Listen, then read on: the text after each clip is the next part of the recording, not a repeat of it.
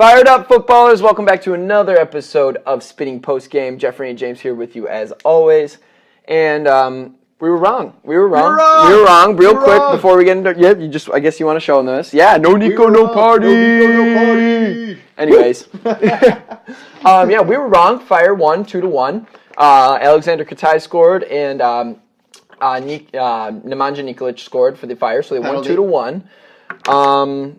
Yeah, it was a bit of an ugly game. The Fire had only 4 shots, 3 on net, while New York had 22 shots, 11 on net. The possession was 63% in favor of New York, and the Chicago Fire had 37%. James, do you want to read the formation? Well, let's quickly take a look at that stats. Sure. Seeing that Chicago Fire had 7% possession? 37. They were set up to counterattack, and that's what they did. Mm-hmm. That's how they made their hay yesterday. They actually created a lot of chances yesterday, I felt. More so than they've created in some of their past games. I think they created a lot of half chances. Yes, half chances, but half chances aren't good enough, especially in professional soccer. Well, you got a point there, because if they didn't score a penalty, and if they don't get a wonder strike, then they're down 1-0. We were very lucky to win this game. Richard Sanchez came up huge, some amazing, incredible saves, and Chicago Fire scored on a wonder strike and a PK. So we didn't score from the run of play. We didn't score from the build up of play, and it's going to be hard to keep winning games if you don't score from the run up of play. But nonetheless, they won. I mean, they won. They nicked it out, and they're winning these gritty games, and they won a road game. Well, it was an interesting argument you and I were having, that just saying the sustainability of such a tactic, and I'm saying that maybe such a tactic, the way that they've executed it, it's been the most successful tactic that they've employed. Having Basti sitting back, kind of drawing forward the enemy, the opponent's offense or their defense, and then pulling them out of sorts. And then you saw a couple of chances develop. But one thing I kept saying is it was a high wire act. Having Basti sit right in front of Sanchez, having those risky plays right there is just a recipe for it's a potential disaster sometimes on an off day. James and it's a high wire act. Yeah, James and I watched the game again. We watched it twice, and we were commenting on this. We both feel, at least I'll speak for myself here. I'd rather not have the majority of our possession be right in front of Richard Sanchez. Right, our back line, a lot of times they have that ball and they're knocking it back and forth, and Richard Sanchez is only 15 yards behind them, meaning we're in our own defensive half.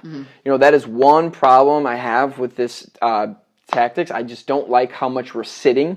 I get it, I understand it. But I mean, going forward, if we refine this, but we need to generate more chances. I mean, we talked about how we scored those 2 goals. Oh wow. It worked yesterday. Hopefully that didn't affect it too much. But anyways, so the Fire, like we've been saying every game, they looked like they were lacking firepower, found a way to squeak 2 goals out. James, you want to read the lineup? Well, we'll get into the way we normally break this down. We go into formation, and then we'll break down kind of on a player-by-player basis how we thought of the game went along. We had Sanchez in goal. We saw 3 in the back with Lillard as the left center back, Basti as the center back, and Kapelhoff as that right center back. Sanchez, stupendous game. Stellar performance. He had a moment or two where he had where it was a questionable, where you said, maybe the communication wasn't there with Kapelhoff on the one play where they didn't clean off the line. Yeah. But for most of the game, dude, the guy was a brick wall. Played great. Solid brick wall. And to the point where I'm like, I hope that there is no deal in place for Iker Casillas, because we got some talent here in goal. And if you really think about it, the last 3 games, the only reason we have been in some of these games is because of Richard Sanchez's saves, where we weren't getting those saves from Matt Lamson last year. He won us some games. He definitely won us some games. There's a reason he's been man of the match the last 3 games for the Fire. A couple of these saves, those are some A-plus chances that New York had, and they missed. And one of those saves was David De Gea-like. With the foot? It was the foot stick out. Wow. It was, and then right after that, they get another shot in. He just comes, settles it down, says, no. Yeah. It was awesome. And a couple other shots where he would just catch it and he'd just be like, no. You just had the sense of like he wasn't going to get scored on. Yeah. He did get scored on it eventually on a corner kick, but even still. So where are we at? Center backs? So we're at center backs. Let's move up to Lillard. Lillard had a bit of an up and down game. pretty decent, had a couple mistakes. Yeah. Couple mistakes that were like, whoo, led to some heart palpitations, if you want to say it that way. But yeah, I mean, inexperience, right? It's going to happen rookie. with a young player, but he just, we need to take the lumps. He'll, keep growing and becoming a better player as he gets more minutes. So. One thing he really needs to do, him and Brandon Vincent need to get better at communicating with each other. That partnership is... Well, they attacked that side. It really looked like that side all day. Chose that side to attack. I mean, you had Katai, Brandon, and Lillard. And man, on that left side, and they just went at that side all day. And, it looked like there was times where Lillard and Vincent were out of shape. Yeah, I mean, they were taking on water in a boat, so to speak. It was like you're bailing water out of a boat with a hole in it. Basti, what did you think of him? He had a good performance. I felt like he was neutralized in a way. He didn't really do much. Defensively, he doesn't bring as much to the table as you really want a center back to do. He does organize, but he does get beat, and some of his center defensive mentality leads to problems developing where Grant and maybe Kapelhoff want to do different things, and he's doing a different thing because he has that center mid mentality. I also don't like possessing right in out of the back. His possession, though, possession's great, was fantastic. But I mean, there's times where you can see offensive ability. He would lay it off to a Kapelhoff or an Ellis, and then they'd be immediately put under pressure, and they'd lose it, and then they'd come and they'd counterattack us. So I mean, there is another side to Basti playing back there. Yeah, he is, playing some great balls. He's helping us get out. His balls going out were great. Sometimes the players receiving the balls, they can't handle the heat. So, I mean, I'd much rather have Basti go into the midline and distribute that way. I just really don't like having... I just don't like messing around with it in front of our net. It's risky. It's risky. And we called it a high wire act for a reason. We saw a high wire act lead to some success where Basti would get that pass out. It finds Mo Adams. Mo Adams takes a one-touch pass over to Dax. Dax gets that one-touch pass over to Collier, and all of a sudden it's a day at the races, and Nico's at the day at the races. We saw a couple of those chances develop. That was the only way that they can get out. A long ball over the top that, risky. Collier can run on. That was it. They couldn't build. Or get it over to Ellis and hope that he can push people up enough that he could get it back to Basti or to Kapelhoff to create some space. Kapelhoff, what was his game? I mean, I could think they shied away from him. They shied away from Kapelhoff. They kind of went the other direction. Ho-hum game for Kapelhoff. I think he was fine. As fine as usual. He had a couple moments where he really stood up, and he was just where he's just the beast of Kapelhoff. 5'11", he was beating out some taller players for some of these balls. So he was fantastic. Brandon Vincent. I'm going to talk about this. All right, so we're going. The Fire played, for all intents and purposes, really a 3-4-3. 3 center backs, 4 with a left wing back, center mid, and a right wing back, and then a striker with a left mid and left wing and a right wing kind of flanking them. That's what they played. 3-4-3. Brandon Vincent was our left wing back. How'd you grade him? Brandon Vincent, man, I'm sorry. I don't know what's going on with him right something's now. Going on. It just does not look right. I mean, his first touch is off. He's just out of position. He's out of shape. I don't know if it's because he's not used to being a wing back in a 3-man system. He's playing a different system instead of a 4-man. Yeah, maybe he's more of a normal fullback in a 4-back system. But he's just doesn't look right. He's a black hole. I'm sorry to say it. Every time the guy gets the ball, offensively, we lose the ball. They shot. Actually, the Fire shied away from going towards his side offensively, which is a shame because you have Katai on that side who has been shining brightly offensively. We'll get there, But only offensively. But Brandon, besides his corner kicks and some of his free kicks, which I think that his kicks have been dangerous, moderately dangerous, and he's been doing good there. But his defense and his offense. It's not like his 1v1 defending. His first touch. It's just like he's late to his marks. He's always thinking too much. He's thinking, and he's just not in the right position. His first touch was terrible. Almost led to an own goal. Yeah.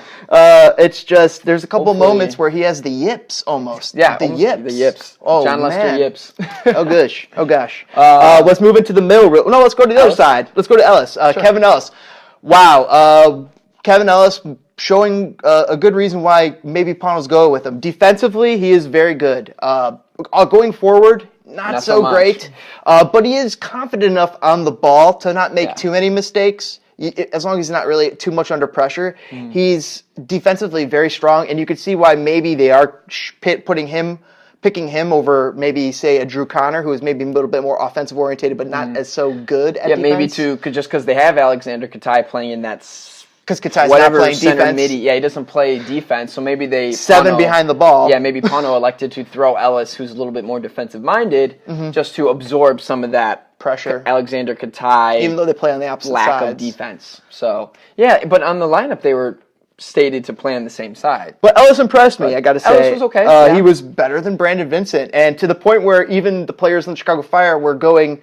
Most of the offense was trying to go through Ellis because they just had a little bit more confidence, but rather than going to Brandon. Brandon was a bit of a black hole, as you said it. Let's get moving. Let's move up to the top.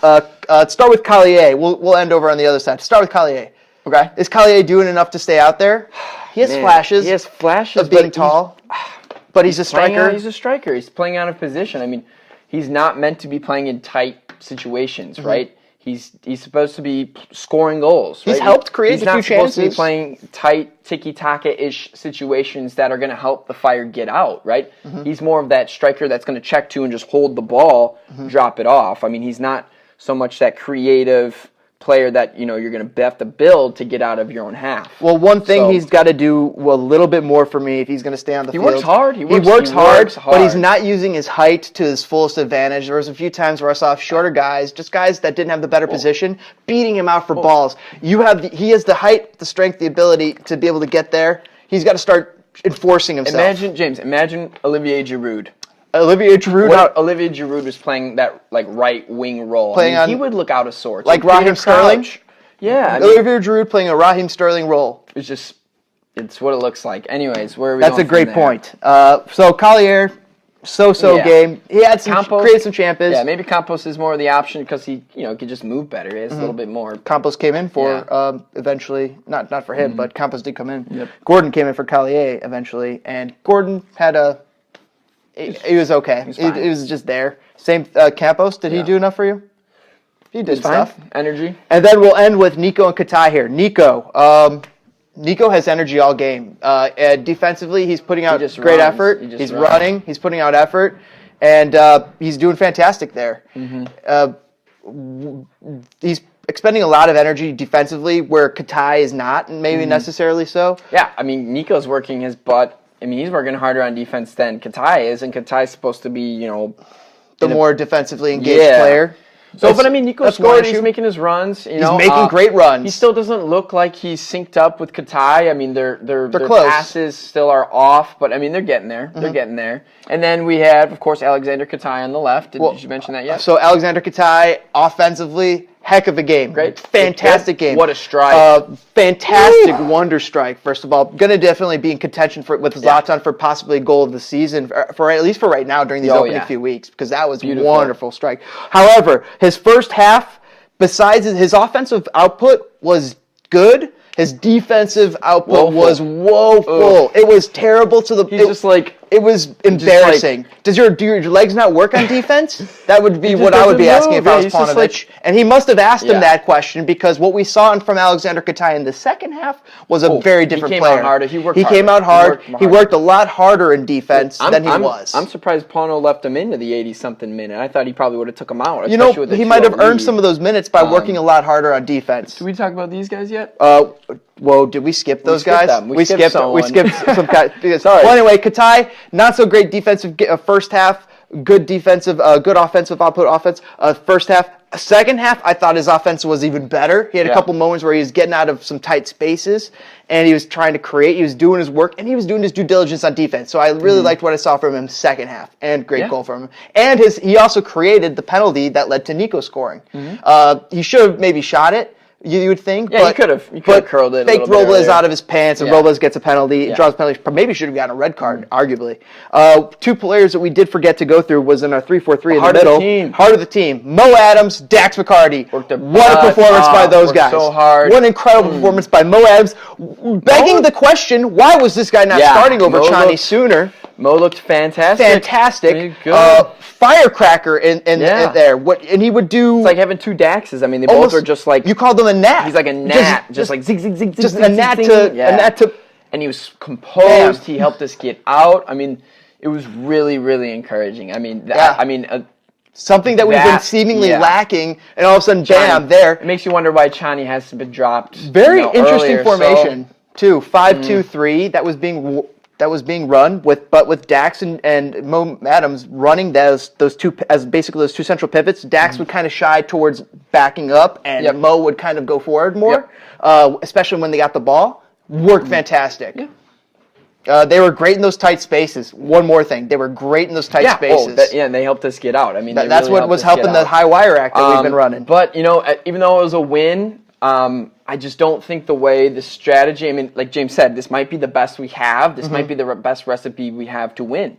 But high wire act, I just don't see it being sustainable. I mean, I don't know if we can keep playing like this and make it, make a run in the playoffs. I mean, when we play in Atlanta. When we play at Toronto, Toronto 428 coming up, Atlanta May 5th coming up.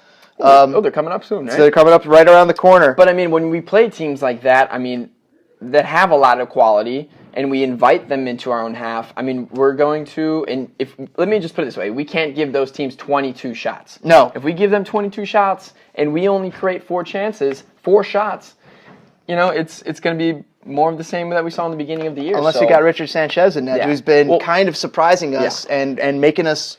So Richard not Sanchez, proving us wrong, but I've been saying that you should invest in this guy all year. But as far as, I mean, well, I have a couple more things I wanted to wrap up real quick here. I think we should end this up. This is getting one thing we failed to mention: Jesse March, coach of the New York Red Bulls, ex-Chicago Fire player with at least 200 appearances under his belt.